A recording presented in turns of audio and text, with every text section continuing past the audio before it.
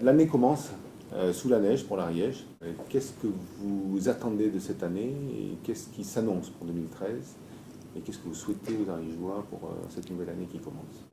L'année 2013, c'est la suite de la précédente. La précédente nous a apporté un changement avec l'élection du président de la République, mais le pays est fortement endetté, le chômage continue à augmenter inexorablement, surtout en Ariège où elle dépasse 12%.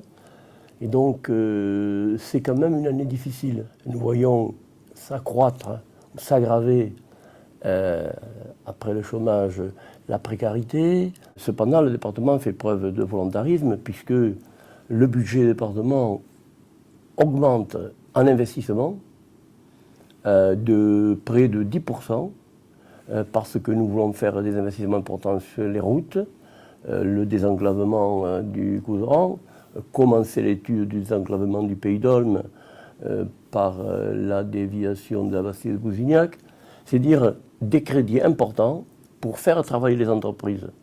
Nous poursuivons les investissements dans la plupart des collèges pour rénover à la fois les bâtiments et le matériel. Le Conseil général attribue plus de 3,5 millions pour les réseaux d'eau et d'assainissement. Le soutien qu'on apporte à Ariège Expansion, à l'agence du tourisme, aussi à l'agriculture. Toutes les activités bénéficient de ces moyens pour essayer de passer cette crise avec le moins de difficultés possible. Et puis il y a l'autre volet, le volet de la solidarité. Et la solidarité, ça aborde d'abord les services publics. Il faut que nos services fonctionnent dans les meilleures conditions, puisque c'est notre compétence. Les personnes âgées, améliorer le maintien à domicile, rénover et agrandir les maisons de retraite. La solidarité, c'est aussi les personnes en situation de handicap, c'est aussi l'enfance en difficulté, et c'est aussi le RSA.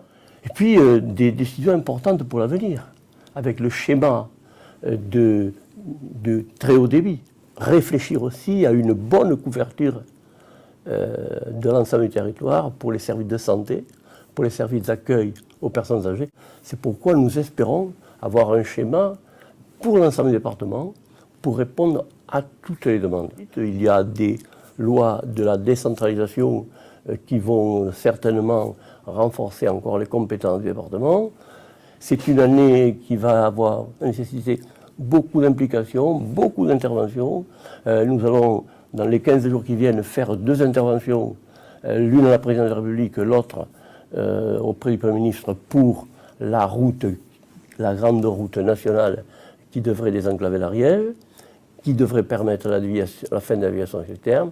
Pour le moment, les choses sont loin d'être réglées, mais je vais demain à la présidence de la République. La semaine prochaine, avec les parlementaires, j'irai chez le Premier ministre, et j'espère qu'à partir de là, les choses se débloqueront un petit peu.